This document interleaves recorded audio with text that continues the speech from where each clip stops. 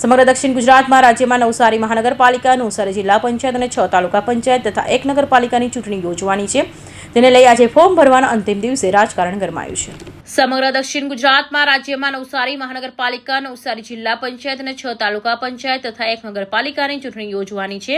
જેને લઈ નવસારી જિલ્લાનું રાજકારણ ગરમા આવ્યું છે. ભારતીય જનતા પાર્ટી અને કોંગ્રેસ બંને પક્ષ ઉમેદવારી ફોર્મ ભરવાની છેલ્લી તારીખ છે. તેવા સમયે ભાજપ અને કોંગ્રેસના કાર્યકર્તામાં ઉત્સાહ દેખાઈ રહ્યો છે. સાથે ભાજપ કોંગ્રેસના દાંત ખાટા કરવા આપે માટે આમ આદમી પાર્ટી પણ મેદાનમાં ઉતરી છે. ઉમેદવારો ઉતારી રહી છે, જેને લઈ ભાજપ અને કોંગ્રેસમાં મતોમાં ભંગાર થાય તેવી રાજ્ય સ્થિતિ ઊભી થશે.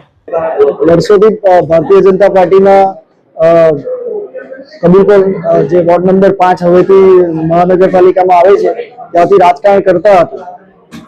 સંગઠનના દરેક લોકોના વિરોધ છતાં પણ નવડી મંડળે અને જિલ્લા પ્રમુખે એમની મનમાની કરીને મુકેશભાઈ અગ્રવાલને પાછા રિપીટ કર્યા અને સર્વેના અગ્રથી અને સૌના એનાથી આ પગલું અમારે ભરવું પડ્યું. કોઈ જ લગભગ એમના હસ્તક કોઈ કામ જ નથી થયા. એમને બસ વોટ લઈને પછી જે અમે અત્યારે જે ફિલ્ડમાં જતા છે તો દરેકનું એવું કહેવાનું છે કે મુકેશભાઈ અગ્રવાલ કોઈ દિવસ વોર્ડમાં ફરતા જ નથી, આવતા જ નથી.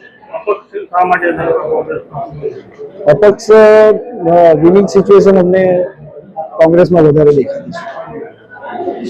આજે નવસારી વિજલપુર નવસારી મહાનગરપાલિકાની સામાન્ય ચૂંટણીનો ફોર્મ ભરવાનો છેલ્લો દિવસ હતો. ત્યારે હું અને મારી પેનલ અહીં ફોર્મ ભરવા માટે આવ્યા હતા. ત્યારે શહેરની જે મુખ્ય સમસ્યા છે 1283 કરોડની બજેટ ધરાવતી નવસારી મહાનગરપાલિકાની ઉપલબ્ધિ એટલી મોટી છે કે શહેરમાં પીવાલાયક પાણી નથી આપી શકતી. જે પાણી મળે છે તે દૂષિત પાણી મળે છે. તો પાણીની બોટલ લઈને આવ્યા હતા. શહેરમાં સાંજ થાય ને મચ્છરોનો ખૂબ જ ત્રાસ વધે છે, જેના કારણે લોકોએ રાત્રિ દરમિયાન ઉજાગરા કરવાનો વારો આવે છે.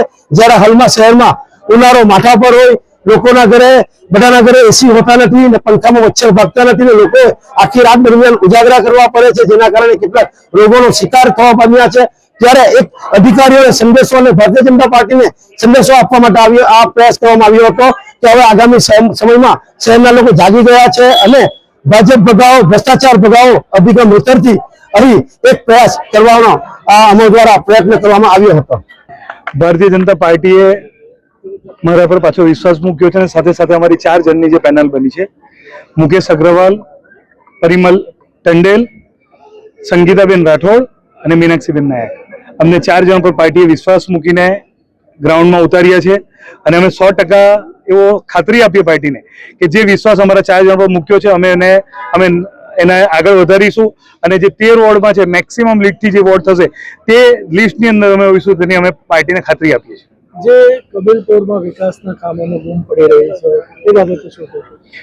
વિકાસના કામોની જો ખાસ કરીને વાત કરું, બૂમ વિકાસના કામોની નથી પડી રહી. કબીરપુરને 24 બધા જ વિસ્તારમાં જે થોડી ઘણી બૂમ શું થઈ છે કે જે ઘણું બધું થોડું ઘણું ડિમોલિશનનો પ્રોબ્લેમ હતો, નવા રોડ બનાવવાની વાત હતી.